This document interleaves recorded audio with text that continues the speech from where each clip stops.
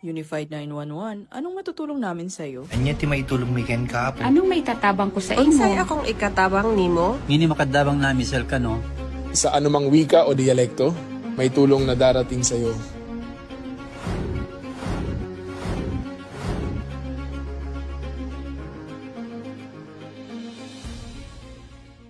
Lilingkod sa bawat Pilipino at magbibigay ng tamang impormasyon para sa tahimik at maayos na Pilipinas. Police News Network, alagad ng batas, tagapagtaguyod ng balitang pulis, sandigan ng mamamayan, patnubay ng katotohanan. La Campo Crame, maghahatid ng pinakahuling kaganapan at nagbabagang balita. Ito ang PNN Police News Network. At ngayon, ang inyong mga tagapagbalita. Magandang araw, bagong Pilipinas. Ako ang inyong alagad ng batas, tagataguyod ng Balitang Pulis. Mag-aatid sa inyo ng tamang balita, kwento ng pulis at serbisyo para sa mamayan, at ito ang PNP News Online. Ang pangunahing balita ng Police News Network, alagad ng batas, tagataguyod ng Balitang Pulis.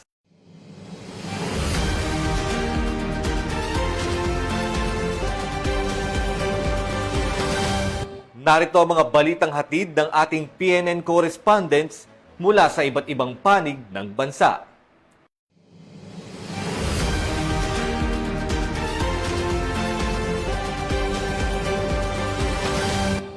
Muling pinarangalan ang Nariyag UAE sa Gintong Ani Awards International UAE sa pamumuno ni Director Rico Geron, President Lea Gomez at Secretary Rose Andy Guzman Elardo. Taus-pusong pagbati sa lahat ng mga miyembro, lalo na sa kanilang National President na si Olga Maborang sa karangalang natamo. Gayon din inanyayahan ng lahat ng miyembro ng Nariyag Milan Italy Chapter sa kanilang induction and anniversary ceremony na gaganapin sa Abril 12, 2026. Sa pangunguna ni na Director Edgardo Kabuhat at Director June Diaz ng Rome Italy Chapter, isang pagkakataon ito upang muling palakasin at palawakin ang pamilyang Nariyag. Lubos din ang pasasalamat sa lahat ng Nariyag chapters na naglilingkod at nagpakita ng dedikasyon sa Oplan Sumbak ngayong Semana Santa. Ang inyong serbisyo ay tunay na kahanga-hanga at kapuri-puri.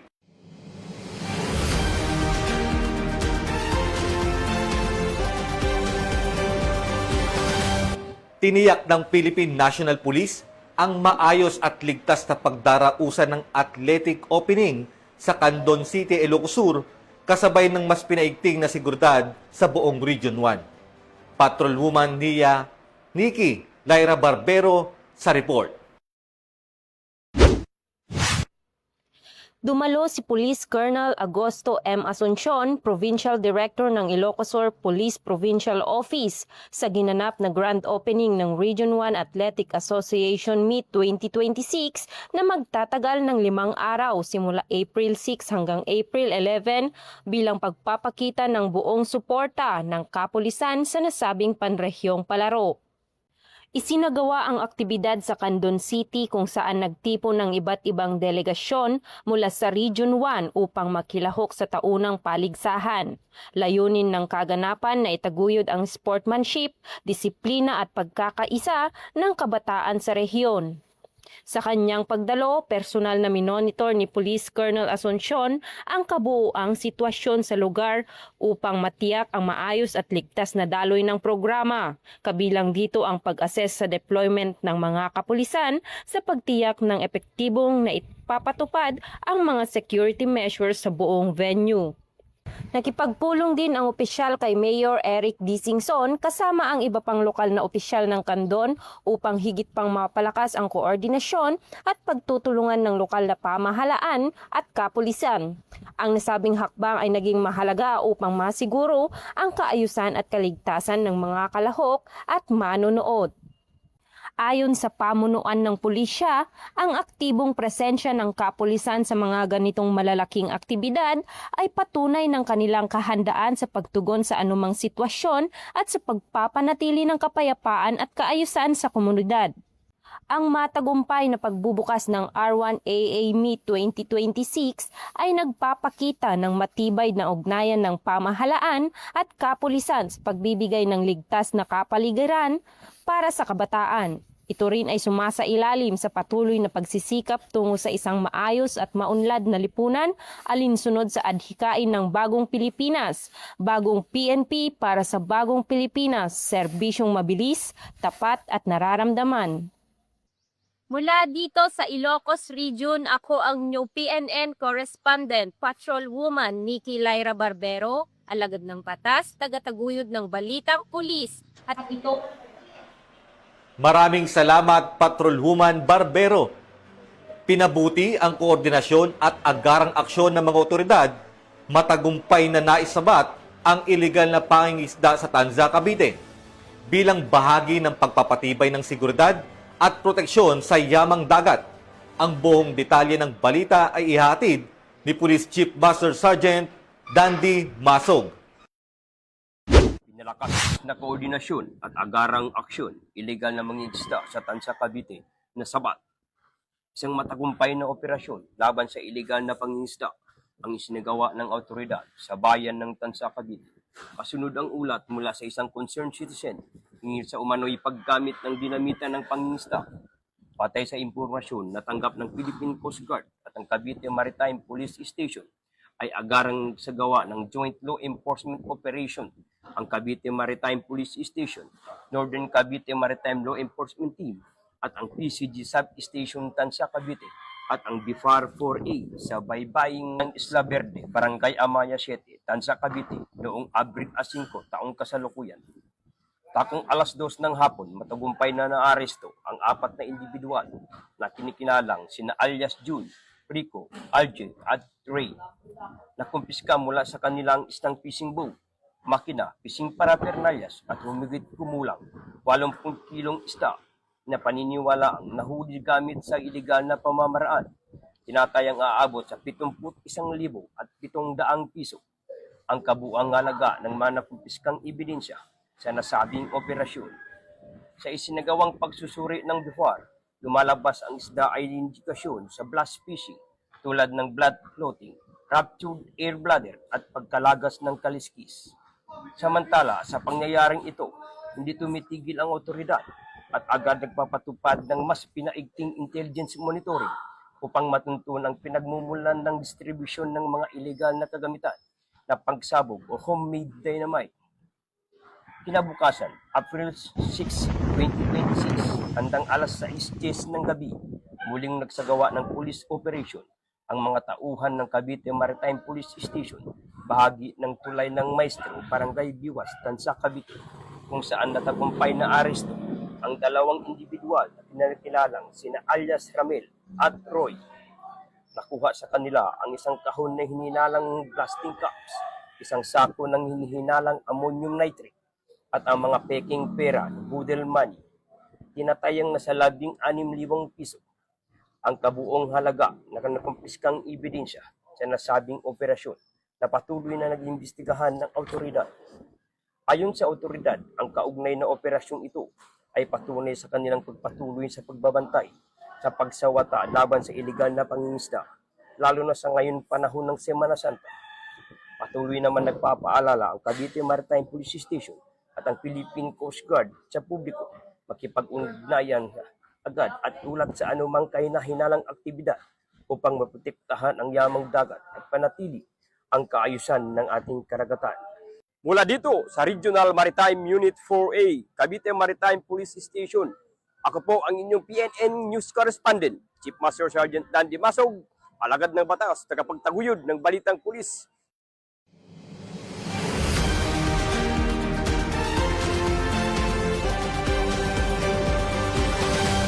Pinangunahan ng Camarines Sur PNP ang isang media forum na dinaluhan ng mga miyembro ng Press Corps at mga Chief of Police ng Camarines Sur bilang bahagi ng pagpapalakas ng ugnayan at koordinasyon sa pagitan ng kapulisan at media.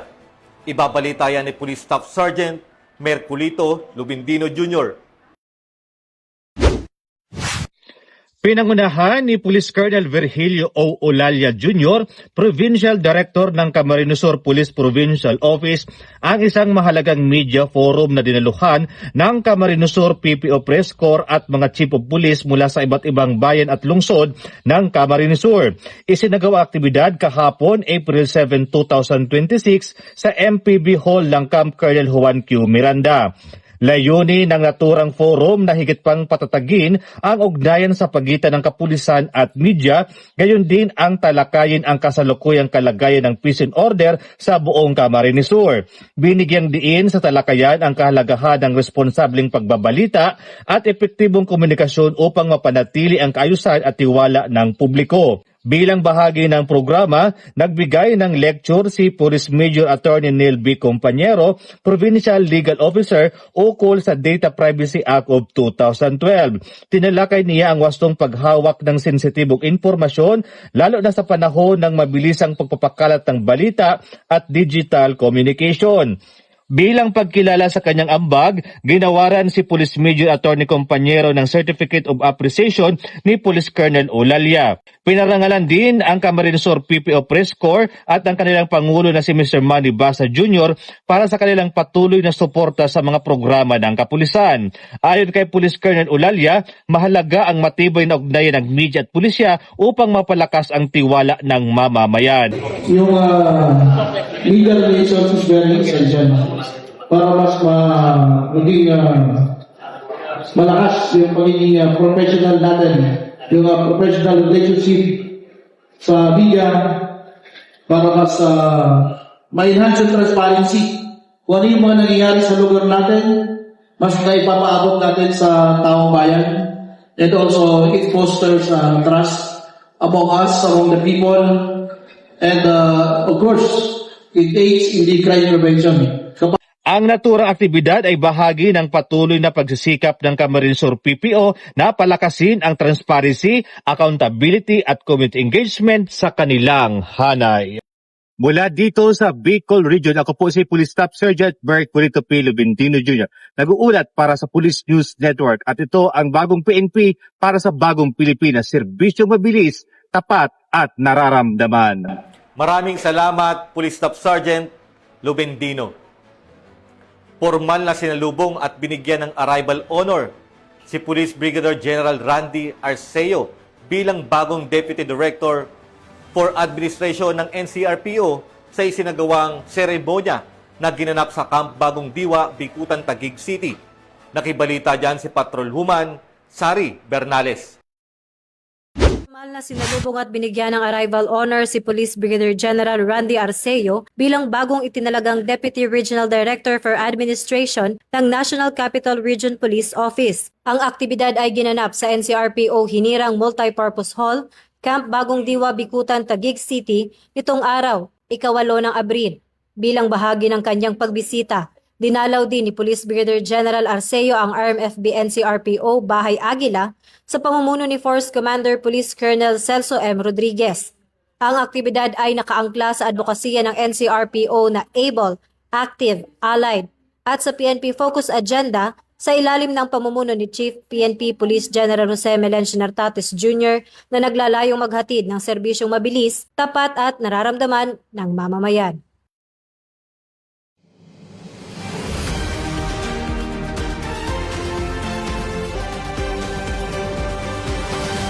At yan ang mga balitang nakalap ng ating PNN correspondents mula Luzon, Visayas at Mindanao. At syempre, bago po tayo magtapos, binabati ko lang po ng advance happy birthday po sa aming kasamahan sa Police News Network, si Patrolwoman Resalie Umalay.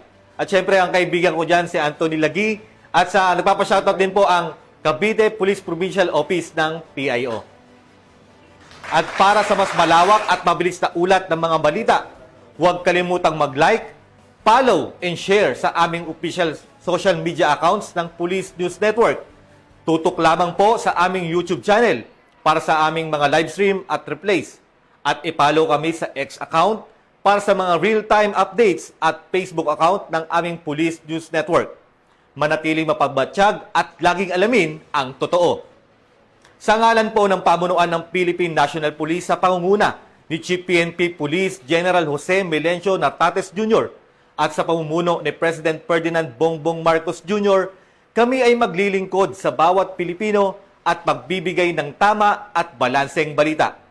Mula rito sa tanggapan ng tagapag-ugnay ng Pambansang Pulisya, ako ang inyong alagad ng batas tagataguyod ng Balitang Pulis, Patrolman Lubimir Julian, maghahatid ng tamang balita, kwento ng pulis at serbisyo para sa mamamayan at ito ang PNP News Online, ang pangunahing balita ng Police News Network at ito ang bagong PNP para sa bagong Pilipinas, serbisyong mabilis, tapat at nararamdaman.